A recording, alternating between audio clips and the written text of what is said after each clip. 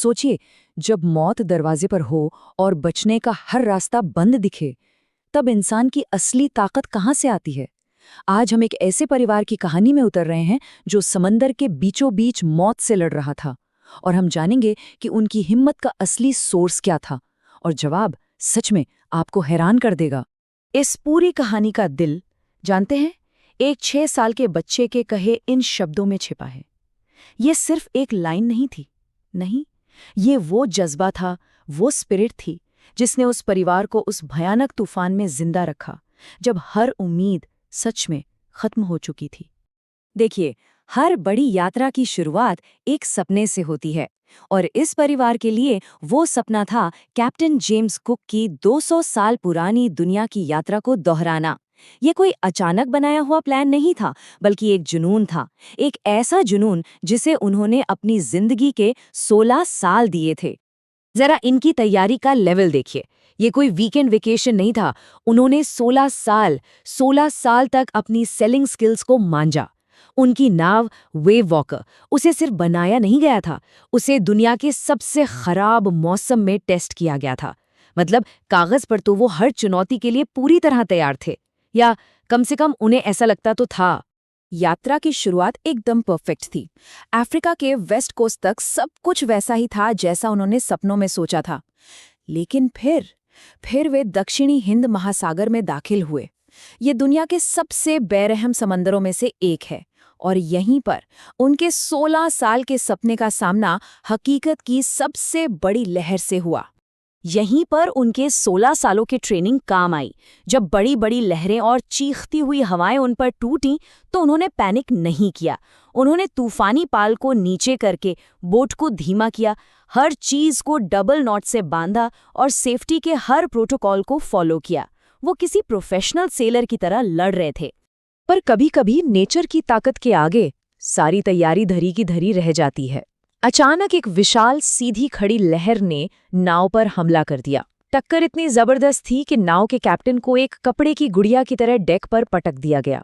उनकी पसलियां टूट गईं और उनका मुंह खून और टूटे दांतों से भर गया।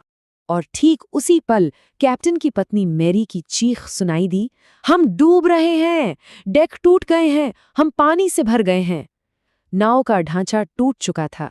अब ये लड़ाई सिर्फ तूफान से लड़ने की नहीं थी, ये डूबने से बचने की लड़ाई बन चुकी थी। इसके बाद जो लड़ाई शुरू हुई, वो नाव के डेक पर कम और सबके मन के अंदर ज्यादा थी।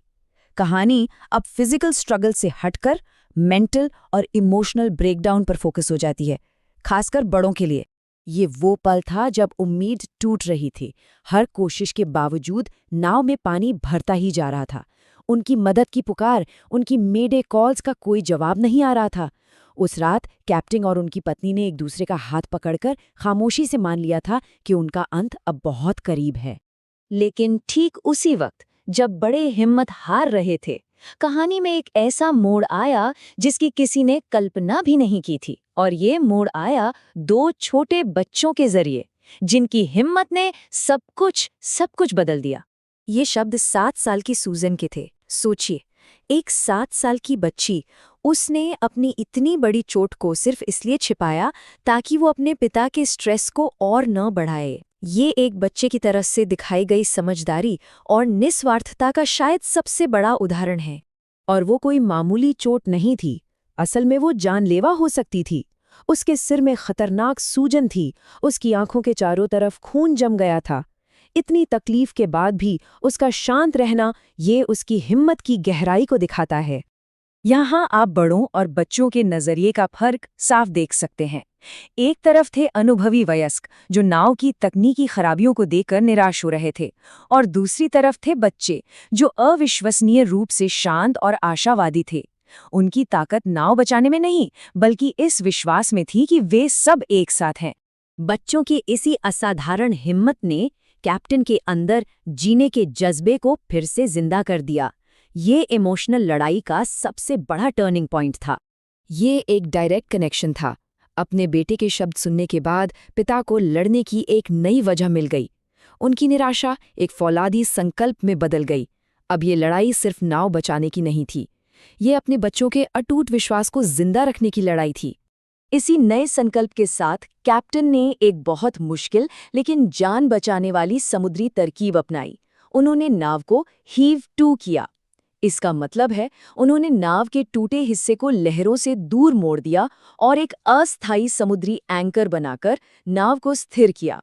ये एक ऐसा कदम था जो उनके बच्चों के साहस से पैदा हुआ था। तो अब हम कहानी के अंत की ओर बढ़ रहे हैं, जहां उनकी मुश्किल घड़ी खत्म होती है और वो अपनी इस यात्रा के सबसे बड़े सबक को समझते हैं। कई दिनों के लगातार संघर्ष के बाद आखिरकार उन्होंने जमीन देखी। इल एम्स्टरडैम नाम का एक छोटा सा द्वीप, और उस द्वीप पर रहने वाले सभी 28 लोगों ने उनका किसी हीरो की तरह स्वागत किया। ये उनकी भयानक लड़ाई के अंत का एक बहुत ही इमोशनल मोमेंट था। और यही इस कहानी का सबसे बड़ा सबक है। जब सब कुछ खत्म हो गया तो कैप्टन ने अपनी जीत का क्रेडिट अपनी सेलिंग स्किल्स को नहीं दिया। उनके दिमाग में सिर्फ 2 चेहरे थे, उनकी 7 साल की बहादुर बेटी जिसने अपनी तकलीफ छपाई और उनका 6 साल का निडर बेटा जिसे एक साथ मरने से डर नहीं लगा। उन्हें एहसास हुआ कि वो किसी तकनीक के वजह से नहीं बल्कि अपने बच्चों के इसी अदम्य साहस की वजह से बचे थे। ये कहानी हमें एक बहुत ही गहरे सवाल के साथ छोड़ जाती है। जब हम जिंदगी के सबसे मुश्किल पलों में होते हैं तो हिम्मत और ताकत का असली सोर्स क्या होता है? हमारा अनुभव और कौशल, या हमारे रिश्तों और एक साथ होने की भावना?